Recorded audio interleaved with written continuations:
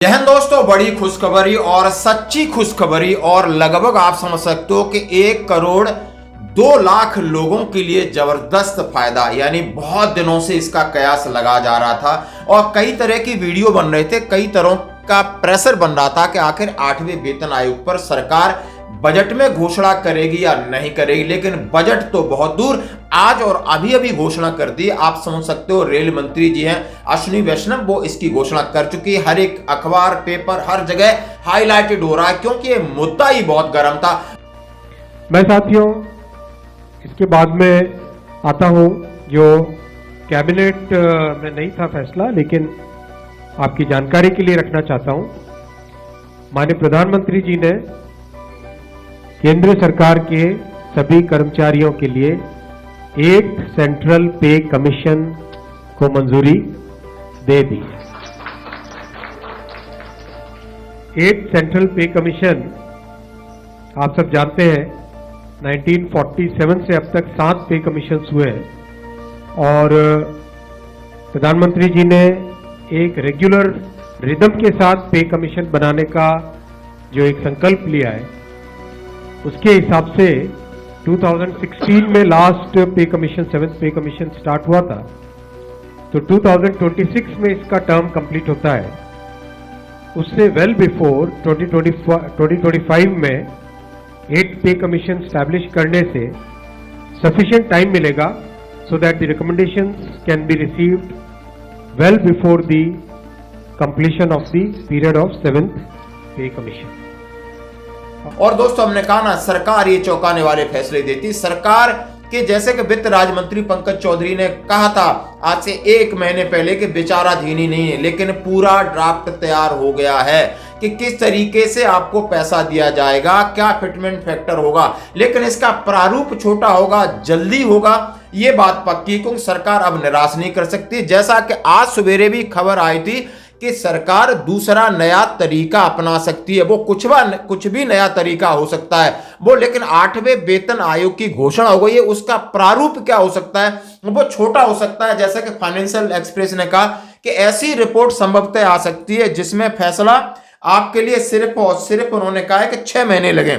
इसलिए आप देख रहे हो 8वें वेतन आयोग को मंजूरी। हर जगह केंद्र सरकार ने 8वें वेतन आयोग के गठन की मंजूरी दे दी है। कैबिनेट बैठक में यह ऐलान किया गया है। बता दें कि 8वां वेतन आयोग लागू होने के बाद संभावना है कि केंद्रीय कर्मचारियों का न्यूनतम वेतन 18,000 से लगभग 34,560 किया जाएगा। इसका मतलब है कि न्यूनतम वेतन में लगभग 92% की बढ़ोतरी। इसी तरह पेंशन भोगियों के लिए न्यूनतम पेंशन 17,280। यानी ये भी खबर साथ साथ चल रही। इसका मतलब लगभग आपका जो फिटमेंट फैक्टर है, जो बात कर रहे हैं 34,560 की बात, और वो लगभग आपका 1.92 और 1.88 के बीच में जा रहा है। जल्दी ही मैं आपको कल सवेरे मैं इसके ऊपर आपके साथ चर्चा करूंगा। आखिर अब इसके बाद जेसीएम की भी मीटिंग होगी, ये अपना प्रपोजल रखेंगे, तमाम तरह की चीजें आएंगी।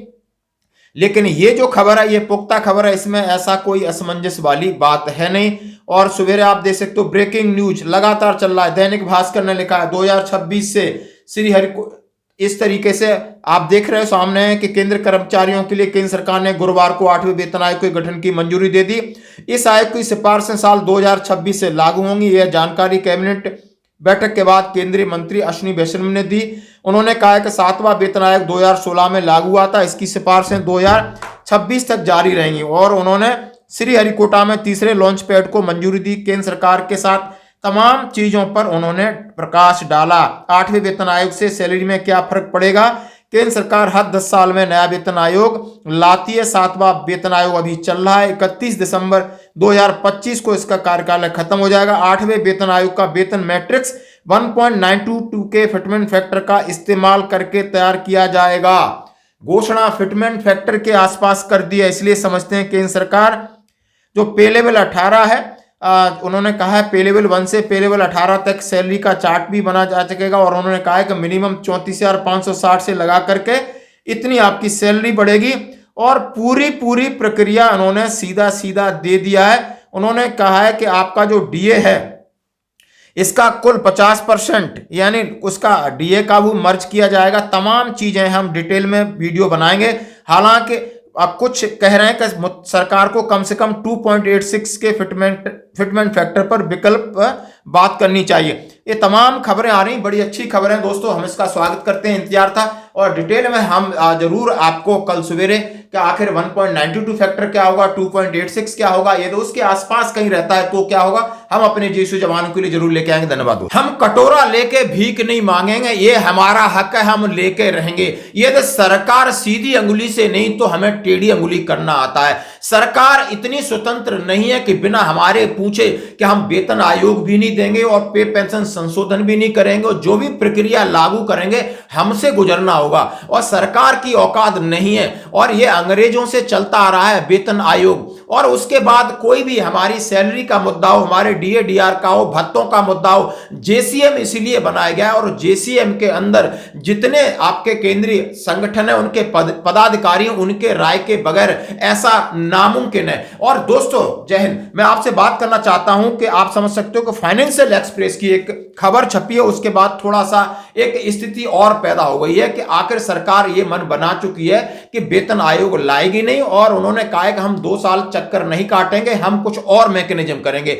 और इससे बात ऐसा लग रहा है कि अगला जो वेतन, आप समझ सकते हो कि आपको 1 फरवरी 2025 को आपका आम बजट है, उसकी घोषणा है, उसमें शायद इसकी घोषणा पर फिर प्रश्न चिन्ह लग गया है। और इसी को लेकर के आप देख सकते हो शिव गोपाल मिश्रा जी से सीधी बात है, वो क्या कह रहे हैं, और डॉक्टर मंजीत पटेल भी क्या कह रहे हैं। उन्होंने क्या कहा है, क्यों कहा है, इससे पहले हम फाइनेंशियल एक्सप्रेस है उसका जो रिपोर्ट देखते हैं।